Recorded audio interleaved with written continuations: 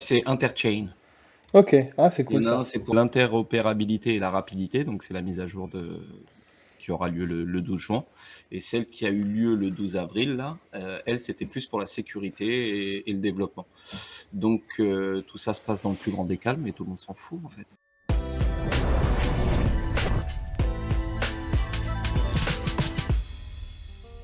Il y a un truc dont les gens ne se moquent pas du tout, c'est le shitcoin. Le shitcoin, c'est quelque chose de sérieux. Même s'il y a shit dedans, c'est sérieux.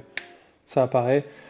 Deuxième Bon, je sens que tu as indice. réfléchi à un bel indice. Juste, T'as une tête à avoir cherché ça là. On sent que tu t'es creusé la tête avant de dormir là pour nous faire un super indice. je vais vous le dire après la team. Je vous le dis en fin de vidéo. Mais ouais, restez, En restez détente. connectés. En détente. Petit sommaire des familles. Arbitrum. Hack. 4000 ETH volés. Aïe. Ouais, ça pique. Ça bouge pas. Le hacker, on sait pas ce qu'il fait. D'habitude, c'est à base de tornado cash tout de suite. Là, il y a rien. On va en parler. Et puis Binance. Binance qui fait un hard fork à la Ethereum, c'est comment? Est-ce qu'il faut s'inquiéter? Comment ça se passe? Qu'est-ce qu'ils veulent faire? Un merge, un splurge, un Non, je crois merge? qu'ils en font un tous les mois là en ce moment et que bon, on les sent pas passer, donc on va en parler histoire d'eux. Ouais, comme tu dis, ils en ont fait un au mois d'avril.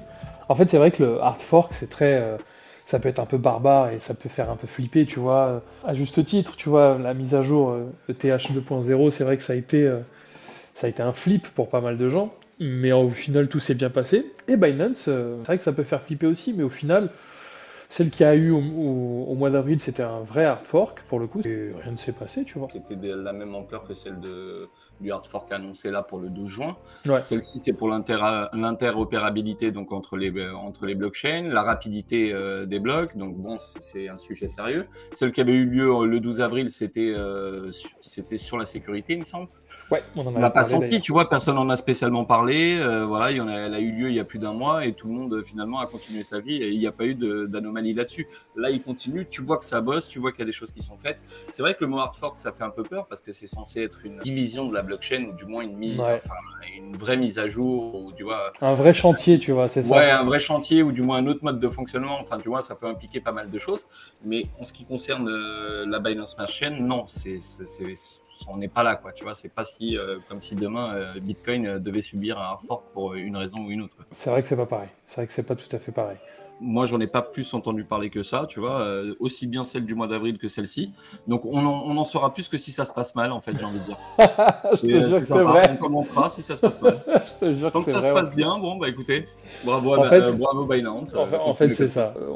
On se ment pas, les amis. La plupart des gens qui sauront qu'il y a cette mise à jour, c'est ceux qui regardent le journal du coin et le café du coin, parce que ça vient du journal du coin. Le reste, À moins qu'il y ait une voilà. incidence sur la blockchain, En mais fait, c'est sinon, c'est ça. les développeurs que ça intéresse et puis tous ceux qui try hard dessus, quoi. C'est Mais ça. nous, en tant qu'utilisateurs, bon, bah, à moins que ça se passe mal, sinon, on n'en entendra jamais parler, quoi. Non, les incidents, c'est sur Jimbo. Ils viennent Ouais, les d'arriver, incidents, les c'est sur pauvres. Jimbo, donc le Voilà. protocole de finance décentralisée sur Arbitrum. Bon, les pauvres, ils ont opéré, je crois que ça fait un mois qu'ils ont lancé C'est le ça. projet pour améliorer la liquidité, puis les pauvres, ils se font hacker de 4000 Ethereum.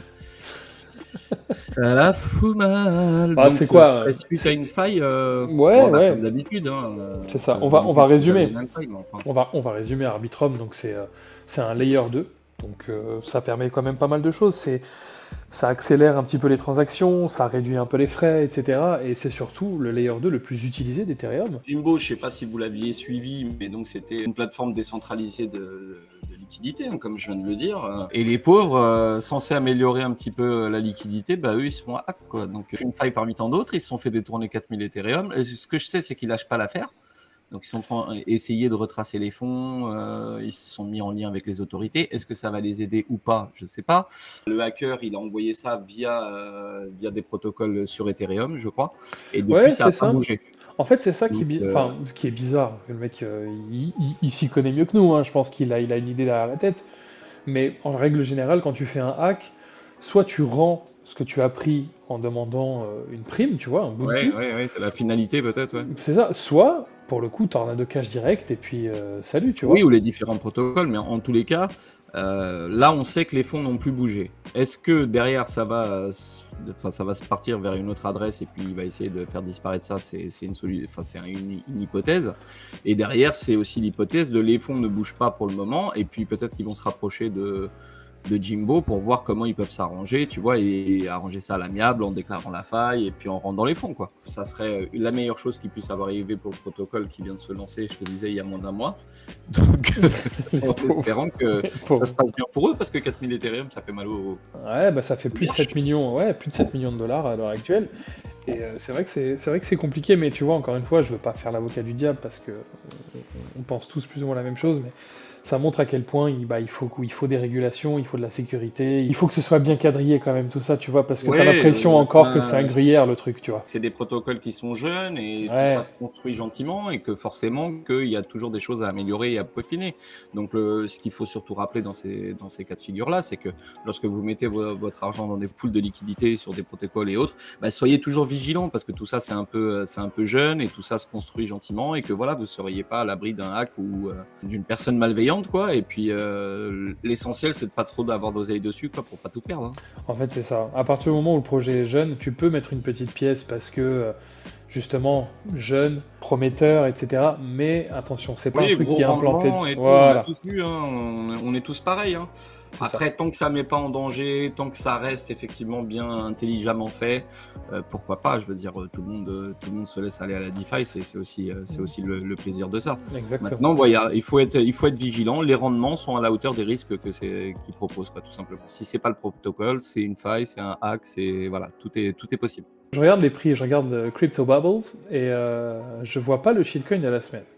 Alors, il est peut-être dedans, les amis, hein. C'est pas un indice ou quoi. J'ai déjà oublié ce que c'était. Le truc pointu, là. Ouais. On va s'en souvenir gentiment. Vas-y, continue de meubler. Non, vraiment, j'ai oublié, je te jure, je te laisse. Moi, les indices, c'est devenu ta rubrique. Ah, bah, tu sais quoi? Alors, attends, ne le dis pas. Je vais te donner le deuxième indice. Avant la HDMI, c'est ce qu'on utilisait. Une Péritel. J'ai le graphe sous les yeux, j'ai bien compris ce que c'était, hein. Ça m'est revenu direct, mec. Ah, mais c'est trop facile si je dis ça. Non, la preuve que non. Tu peux dire que elle fait partie du top 50. C'est un putain d'indice, là. C'est beau. Ok. Bah, on est quoi? On est lundi. Il y a une émission encore demain. Enfin, on est mardi demain. Enfin, on est mardi. Je m'en sors plus. Donc, dernière émission mercredi, donc ça va. C'est vrai. Non, c'est vrai. Ok. On l'a jamais donné, ce shitcoin, pour le coup. Donc, on est en fin de mois. Est-ce qu'il y aura à gagner jeudi les flux? C'est possible, bien sûr, les amis. Possible, hein. On va voir avec Jimmy, hein, on va voir si on s'organise ça. Petit rappel, et on en profite pour faire un gros big up à Jimmy Audemars, qui mine du flux et qui n'a rien trouvé de mieux que de le distribuer à la commu. Moi, je trouve ça extraordinaire. Merci à toi, Jimmy, t'es un bon. Bon, l'erreur dans l'équation, c'est qu'il me le file à moi d'abord, donc derrière, il y a la taxe. C'est normal. La taxe pittoresque. Et donc, en chaque fin de mois, on vous fait gagner les flux minés par Jimmy, les amis. Et le flux, pour le coup, c'est pas un shitcoin, je trouve, personnellement.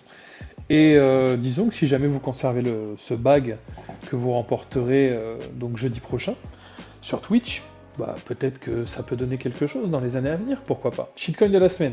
Je résume quand même les règles pour ceux qui viennent d'arriver ou ceux qui viennent de se réveiller. La courbe apparaît ici à nouveau. Vous donnez le shitcoin, celui auquel vous pensez, vous mettez dans le commentaire, et ensuite vous participerez au tirage au sort qui aura lieu jeudi. Et en général, notre but c'est qu'il y en ait un maximum qui ait des chances de gagner, donc si on peut être une cinquantaine, ça peut être cool. On fait un méga le but c'est surtout qu'il fasse un pilou face avec Zombax et qu'il perde, et qu'on lui donne rien. Mais bon, ça c'est le but caché. Le Fear and Greed, il est à combien aujourd'hui, que je sache si j'ai gagné ou pas? Alors, le Fear and Greed, tu avais dit plus de 55, moi j'avais dit 54, t'avais dit 55 je crois. Non. Les prix, les amis, on n'en parle pas, hein. Franchement, Bitcoin. Alors, hier, c'est très drôle, hier on s'est quitté à 27 683, aujourd'hui il est à 26 673. Comment te dire? Donc, Crypto Fear and Greed, Peter... Non, il est à 27 683. J'ai dit 26 000? Ouais. Tu me parles autrement. Le Crypto Fear and Greed aujourd'hui, j'ai dit 54, t'as dit 55, il est à 52. Ouais, c'est ça que j'ai dit. Ça se réveille. 52. C'est ça.